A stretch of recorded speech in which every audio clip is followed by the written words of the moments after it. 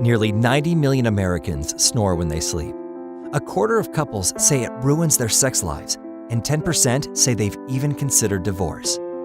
We take solving this medical condition really seriously and are committed to offering you a better quality of sleep. It is crucial that you mold the mouthpiece correctly in order for it to work properly. The mouthpiece works by holding your lower jaw slightly forward, pulling the tongue and soft tissue from obstructing the upper airway. Ensure the mouthpiece is in the upright position and insert the spatula. Practice the process before doing the final mold. Pour boiling water into a glass. Use the spatula to submerge the mouthpiece for 18 seconds before removing. The mouthpiece is designed to be molded when hot and will not burn you. Now place the mouthpiece down onto your lower jaw, then gently bring your upper jaw down to the mouthpiece, making sure not to bite the inner or outer walls. Move your lower jaw forward, bite down firmly, and use your index fingers to create a comfortable impression.